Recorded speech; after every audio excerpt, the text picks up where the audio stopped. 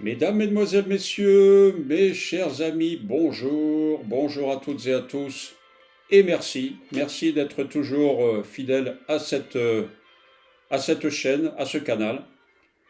Alors voyez-vous, il y a quelques semaines, eh bien, la commission d'investiture du parti Debout la France a décidé de valider ma candidature en vue des élections municipales de Pau, qui se dérouleront, comme vous le savez, en mars 2026. Alors, pourquoi ont-ils pris cette décision?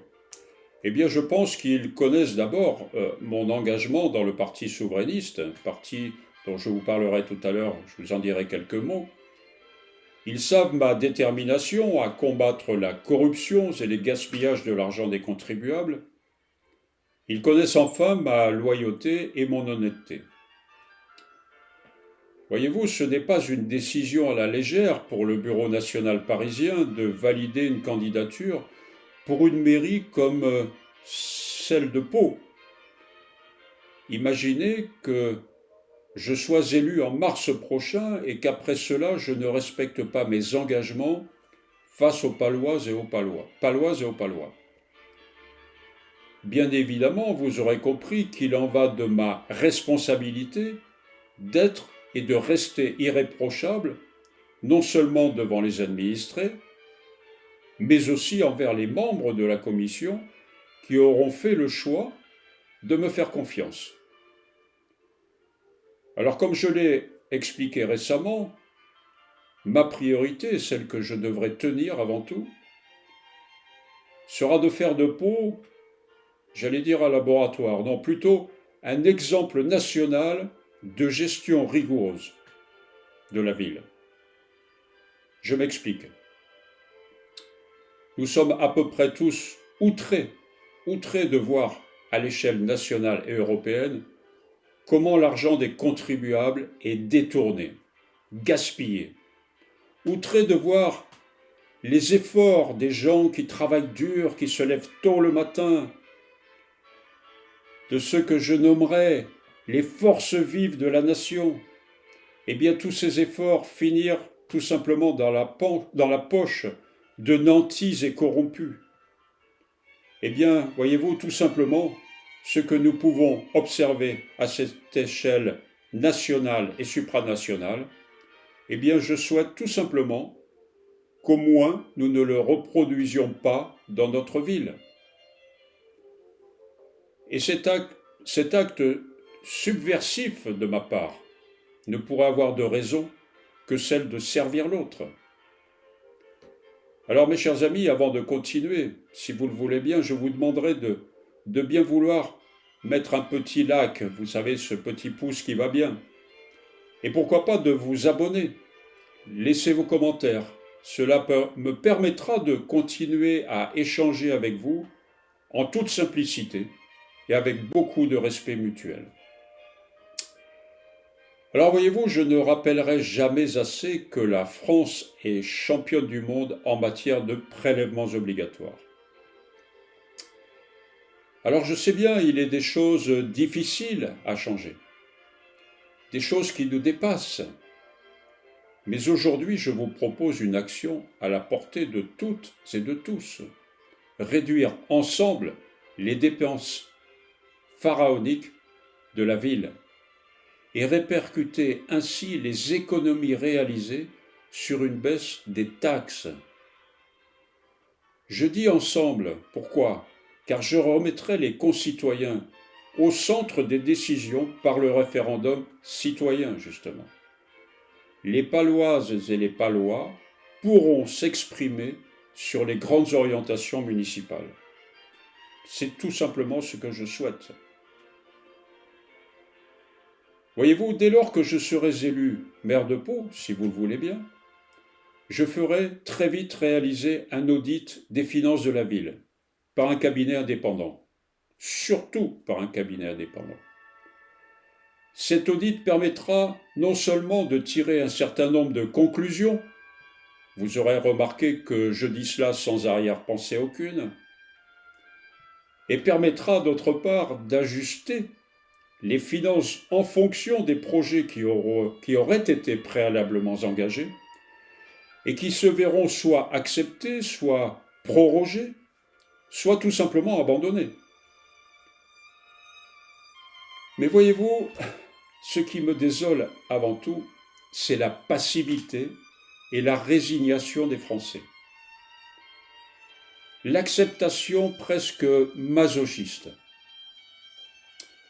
Je discutais il y a quelques jours avec des Paloises et des Palois qui me disaient, alors pas tous, Dieu merci, certains me disaient non, ça ne nous dérange pas de payer beaucoup de taxes et d'impôts, car nous sommes confortablement installés dans cette ville de Pau, et puis nous vivons, il faut bien le dire, dans un beau pays. Alors voyez-vous, ce genre de discours m'interpelle parce que je considère que c'est un discours très égoïste, très égocentriste.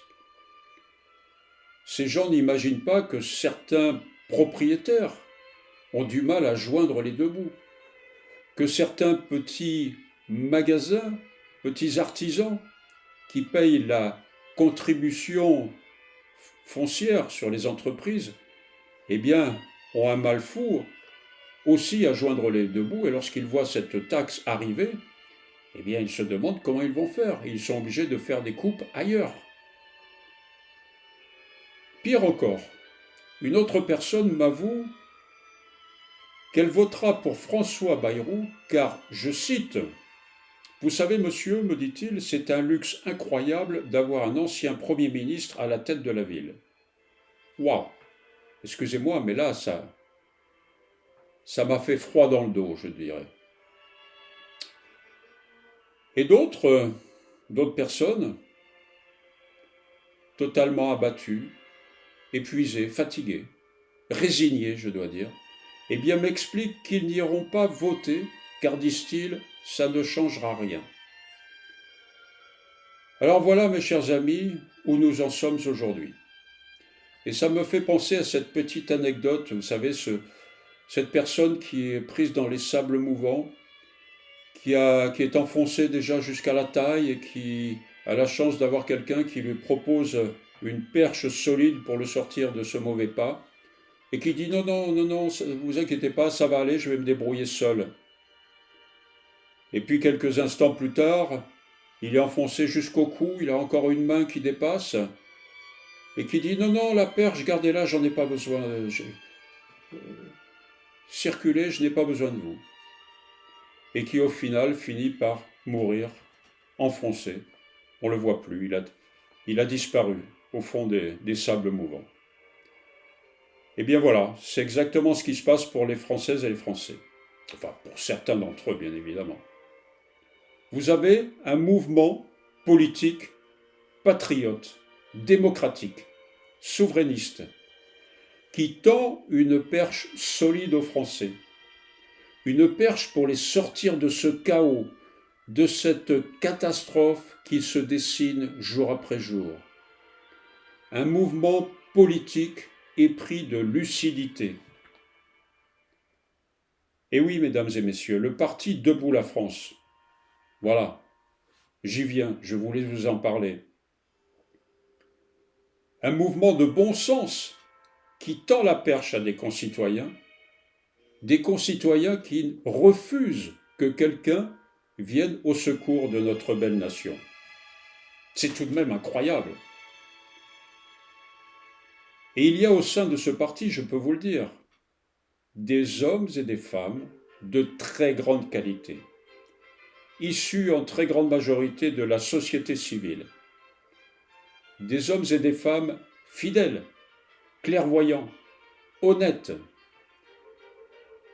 Et croyez-le ou non, je n'ai pas pour habitude de mettre les pieds n'importe où. Les longues années que j'ai pu vivre dans le milieu entrepreneurial m'ont appris à faire preuve de méfiance, de lucidité. Mais voyez-vous, si j'ai décidé de m'investir à leur côté, c'est que j'ai très vite compris que nous étions sur la même longueur d'onde. Nous étions dans la même dynamique de bon sens et de loyauté. Et puis, il y a le président de Debout la France, Nicolas Dupont-Aignan, qui a, il faut bien le dire, le défaut d'avoir toujours raison avant tout le monde. Effectivement, il a une telle expertise de la politique nationale, il en a vu des vertes et des pas mûres, il sait très bien comment les choses vont tourner.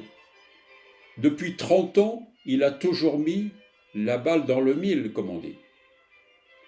Des mois, des années durant, il alerte, il prévient, et personne ne le suit. Et à chaque fois, il avait pourtant raison. Voyez-vous, il a cette expertise, il a les outils pour changer la France. Il sait ce qu'il faut faire, et il sait surtout ce qu'il ne faut pas faire. Mais peu de gens l'entendent, les gens ne l'écoutent pas, ils regardent ailleurs. Ils sont attirés par les étoiles qui scintillent sur les grands plateaux télé. Les beaux parleurs, vous savez, les beaux parleurs invités sur les plateaux de TF1 ou la 2. Et pourtant, son discours, qui vise juste, eh bien ne résonne pas dans les chaumières, alors qu'il s'agit pourtant du discours de la raison. Et oui, la raison, regardez par exemple, parmi les patriotes dont nous faisons partie, vous avez par exemple François Asselineau ou Florian Philippot ou bien d'autres. Ils vous disent tous « Il faut sortir de l'Europe, il faut sortir de l'Europe, quoi qu'il en coûte ». Il faut sortir de l'Europe sans réfléchir aux conséquences gravissimes, financières pour chacune et chacun d'entre nous. Eh bien, Nicolas Dupont-Aignan envisage une toute autre méthode. Nicolas Dupont-Aignan envisage une toute autre méthode. Alors une méthode dure aussi. La méthode qui consiste à tordre le bras des leaders des institutions européennes. Et nous en avons les moyens. Bien évidemment, nous en avons les moyens. Vous savez, par exemple, la politique de la chaise vide, comme avait pu le faire à l'époque le général de Gaulle. Cette politique qui consiste à tout bloquer à l'échelle européenne, à bloquer toutes les initiatives de l'échelle de l'Europe. Ou encore, refuser que la France paye des sommes folles, des sommes astronomiques à l'Europe. Car je vous le rappelle, la France est le premier contributeur avec l'Allemagne pour l'Europe. Vous voyez, il y a des solutions. Il y a des solutions pour dire stop, arrêtez vos folies. Donc je vous invite, si vous le voulez bien, suivez Nicolas Dupont-Aignan sur les réseaux sociaux. Constatez par vous-même, écoutez-le. Ou consultez même le site deboutslafrance.fr et vous comprendrez qu'une sortie de l'Europe serait pour lui la dernière solution, la dernière option après avoir tout tenté. Vous savez, dans l'option dans laquelle nous n'aurions plus, de toute manière, plus de choix possible. L'option ultime, où le remède ne serait pas pire que le mal. Voilà. Alors une dernière chose, je terminerai par cela, une dernière chose, Nicolas Dupont-Aignan se présentera une fois encore à l'élection présidentielle 2027. Car il veut absolument sauver notre belle France, avant qu'il ne soit trop tard. Sauver notre belle France avant que les fossoyeurs aient terminé d'accomplir leur œuvre maléfique. Alors mes chers amis, si vous tenez encore à votre France, celle de vos ancêtres, celle de vos enfants, alors vous devez vous réveiller et combattre avec nous. Combattre avec nous pour notre nation, pour que la France retrouve ses couleurs d'antan. Vous savez, son rayonnement à l'international, sa souveraineté et son autorité face aux prédateurs. Soyons dynamiques, mes chers amis. Travaillons ensemble.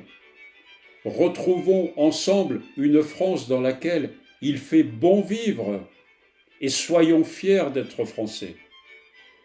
Soyons fiers d'être Français. Nous le devons pour nos enfants et nos petits-enfants. Très bien, mes chers amis, je vous remercie en tout cas de votre attention. Et puis, surtout, prenez soin de vous et à très vite. Au revoir.